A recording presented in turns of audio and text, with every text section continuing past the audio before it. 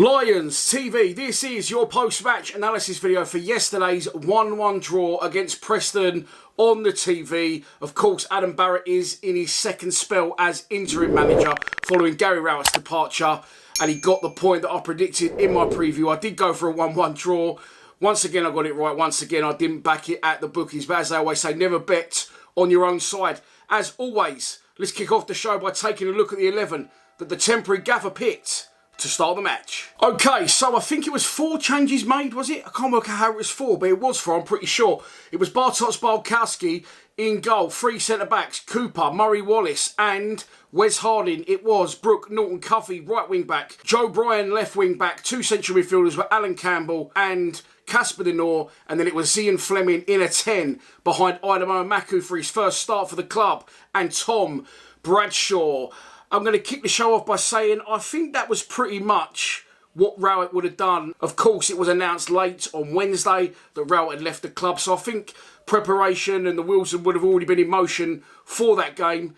And I think that Barrett done the right thing really by not venturing too far away. He did start on Maku. That was a big talking point and a point that everyone was pleased with that had happened. But I think, if I'm honest, with Nisbet out injured and Bradshaw, our only fit striker, also Watmore injured, I think that Rowett was going to do that anyway. I don't think that was Adam Barrett's decision. I don't know that for sure. I'm just reading between the lines. Let's move on a little bit about the players and then Adam Barrett before I get into the game. The players, I'll go through it. Balkowski, thought he'd done well what he had to do, really troubled in the game. The 3 centre-backs I thought played really well, and I thought that Cooper's defending was on point, along with Murray Wallace. Wes Harding as well, but definitely Cooper and Wes Harding looked a lot more confident on the ball and looked a lot more keen to progress out the back with the ball. Harding actually surprised me how well he did do on the ball, and he definitely was involved in a few good things going forward for us that started moves off. Alan Campbell, Casper De Noor, I thought that Campbell was a lot better, and of course he did assist Zian Fleming for his goal, and Fleming absolutely loves deep double. We'll get onto him in a minute. But yeah, definitely more from Campbell in this game, but I do feel he's definitely capable more, and with the international break, that's given him a chance to get even fitter and more game time. And I say I thought he'd done well, but definitely I feel he can do even more than he did. Casper De Noor, this will cause controversy. I don't think he played too great. I thought he done okay. I thought he kept us ticking over like he always does. He did give the ball away a couple of times early in the game. One did lead to a chance for Preston to add to their lead, which they'd already got early on. But I thought he'd done all right. I'm not going to sit here and say I thought he was absolutely outstanding. Wing backs, Joe Bryan, solid, great delivery. At times almost a too good delivery, and I think he needs to take a little bit off them. And he needs to realise that he's playing in the Championship now, not in the Premier League, against the likes of Man United and Liverpool, etc. Right wing back, Brooke Norton-Cuffy. Of course, he was going to come back in after Danny McNamara's performance against Hull. And I thought he did well. I've said I don't rate him. Again, I'm going to have to put him in the De Noor bracket. I think some of you are getting too excited about him. That's just my opinion. I think that he's too advanced at times. He's okay going forward, but when he gets there with a final ball, instead of trying to go round a player, he just sort of runs into him and tries to pile through him. But it's weird because at times, a mate of mine watched the game yesterday, he was a neutral. He's actually an Arsenal fan, and he said he looked really good. He was sort of walking past players, and he's definitely got potential. I thought he defended really well yesterday, especially in the second half, breaking up play.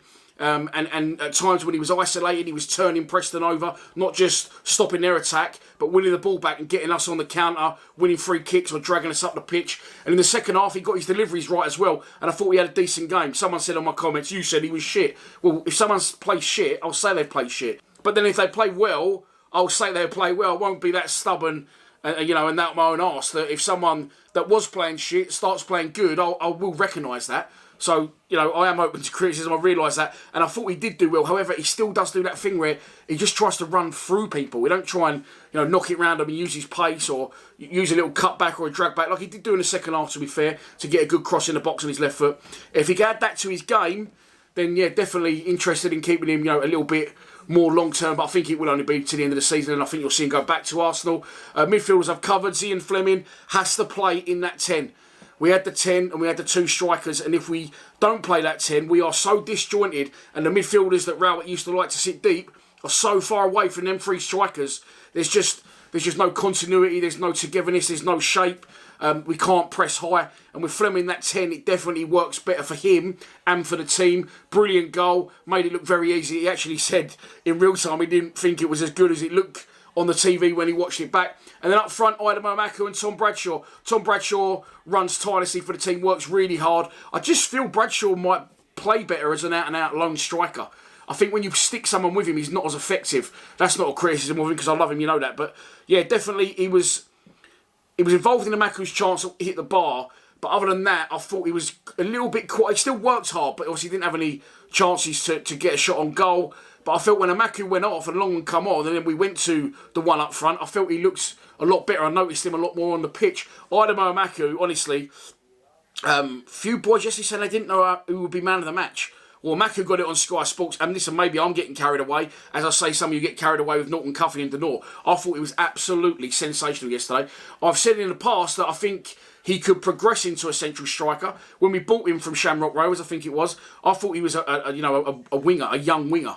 And we've seen with wingers, wide players in the past, Tyler Bury, Romain Esse, two very different types of player in terms of attitude, because Romain Esse plays with a smile on his face, and Tyler Bury, he had a bit of attitude about him, didn't he?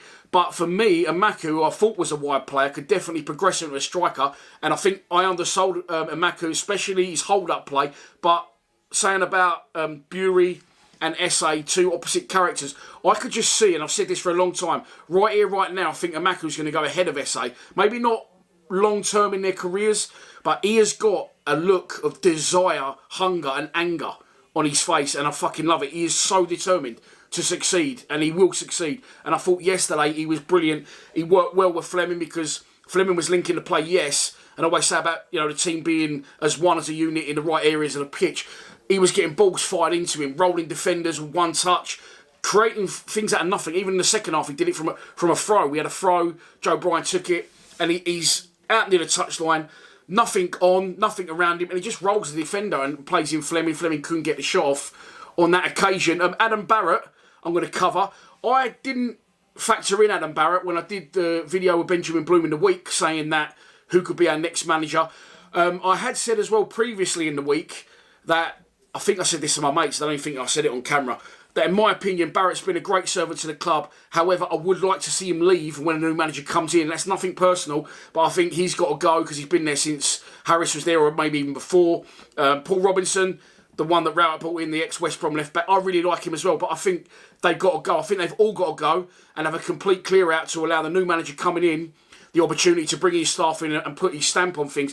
But I'm going to say, Adam Barrett, I don't know if you've seen it on social media. I did repost it on our Instagram from the club's official Instagram account.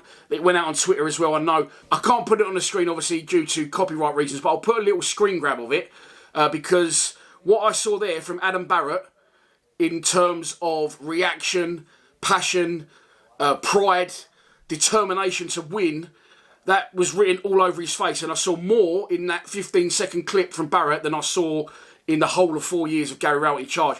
I looked into it a bit more. He's a high-level coach. I know the players respect him a lot. I know that from other areas, but he's played over 600 games in league football, Alan Barrett. I didn't even realise that. I'm not saying give him the job full-time, but what I'm saying is I didn't factor him into that Benjamin Bloom thing. I have said as well that if you're going to go out and get a Gary Monk, a Steve Bruce, etc., etc., I'd rather not bother with that and give it to a young, hungry manager. So I definitely think he'll fall into the wage structure for the club. I think the club could potentially be interested in giving it to Barrett. I'm not sure. We'll wait and see. But I didn't factor him in. And I just want to say fair play to him. He took the team on yesterday at short notice, difficult circumstances, difficult place to go. And I thought he done really well. I thought he did add something to the team. I thought we looked a lot more confident on the ball. They looked like a lot more togetherness, a lot more guile about them. And I thought they looked more confident on the ball, a bit more bold. And I think he definitely has something to do with that, Barrett. So fair play to him. And if he gets the job, well, we wait and see who gets the job. But I won't say anything on that just yet. But look, moving into the game, terrible start. Slow start. Could have been 1-0 down after 1 minute. I said this is my full-time reaction. Was 1-0 down after 2 minutes. Could have been 2-0 down after 5 minutes.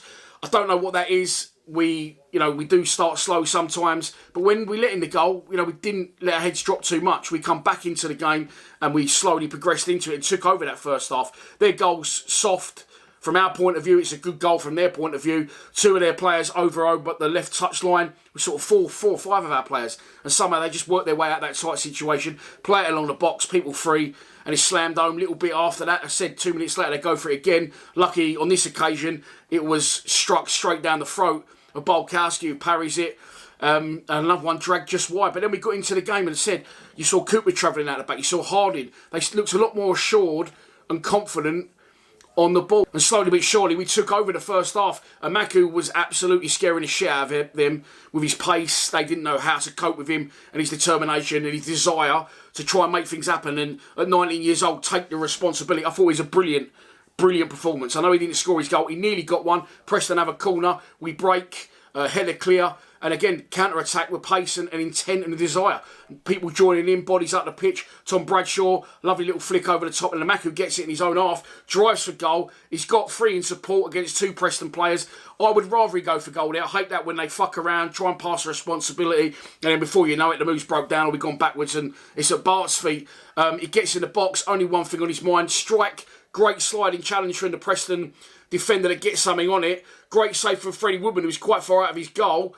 And that touch that he took, I thought he was going to loop over the bar. Actually hits the bar, drops back into play, and it's cleared away. After that, he gets it again, Maku. Ball drilled into him, must have been from Murray Wallace or Cooper because he's over that side of the pitch. And he controls it with one, rolls the defender who's all over his back with another, takes another Preston player out at the same time, travels again 30, 40 yards towards goal, and his shot from the edge of the box was slightly deflected by 2 Preston players that also ended up on the floor. But the desire, determination and confidence he showed on the ball was absolutely brilliant. Eventually, we get the breakthrough. Alan Campbell turns him over high, plays it to Fleming. Fleming again controls it and rolls his man with one motion, and he fires in an absolutely brilliant shot past Woodman.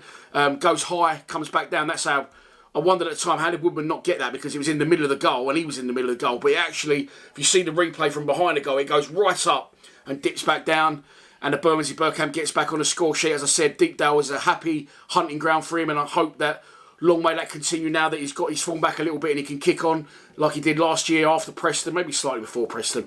And then at half-time, you could see their manager, Ryan Lowe, he was craving half-time. Their defenders could not deal with Amaku's pace, and half-time would have done them more of a favour than it would have done us. Second half, it did filter out a little bit, but we was rarely under pressure. I can't remember a save that Bolkowski had to make. There was one right at the death where good ball in from them from the left, and Murray Wallace gets across and gets a block on it before he can shoot a goal. Thought Murray Wallace defended really well. Again, I've been critical of him lately, saying he's past it now, but he was definitely at it along with the other centre-backs, along with the whole team, really. I wouldn't say any of them didn't play well. Thought they all had good performances. Again, you know, we get away with one towards the end, and it's the one I always say that if VAR was in the Championship, we'd have a lot more points. Well, if VAR was in the Championship yesterday, we could have possibly lost that game because we definitely would have conceded a penalty. I've seen it again, you know, with the Arsenal game yesterday, and I think it happened. I didn't see the Everton-Liverpool game, but it happened there as well.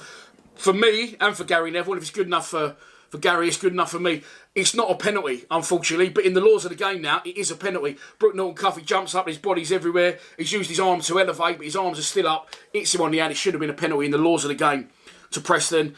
And if that was in, say, the Premier League and Advar, it wouldn't have been, you know, it wouldn't have been missed. It would have been a penalty for them. Got away with one there, got away with one at Plymouth as well with a Zian Fleming elbow. So, look, that suits us. It's evening itself out because we do get a lot of bad decisions and we never get decisions for Jake Cooper in penalty areas when we probably should.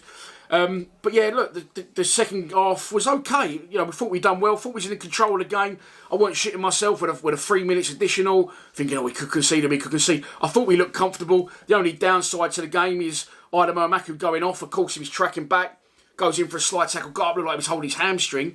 And then 2 minutes after that, he's on the floor and Norton Cuffy's got his foot pushing his heel up. Looks like he had a spot of cramp as well. So yanked him off. Hopefully that's precaution more than anything else because, of course, we are in action against Blackburn at home on Tuesday, which I'm looking forward to. And that's it. Yeah, that's your post-match analysis done. I'm not sure if a manager will be appointed before Tuesday. I think potentially they could. And they could announce it on Tuesday to give the crowd a boost and maybe parade him before the home game against Blackburn. I think that would be good for the club. I think that would be good for the fans. They might even announce Adam Barrett. Who knows? But look, only time will tell. I will be back tomorrow for a preview for the Blackburn game. Ooh, Blackburn still sends shudders down my spine. Of course, that's how it all ended for us last season, on the last day of the season, in emphatically bad Millwall-type fashion. But I think we'll do all right against them. But that's another video for another day. That's tomorrow. Good point on the road, as I predicted. Pleased with the team. Good all-round performances. Idamoto Maku, sensational, and a really good first managerial, although it is temporary and could remain temporary, game in charge for Adam Barrett. Please subscribe to Lions TV. Come on, you Lions.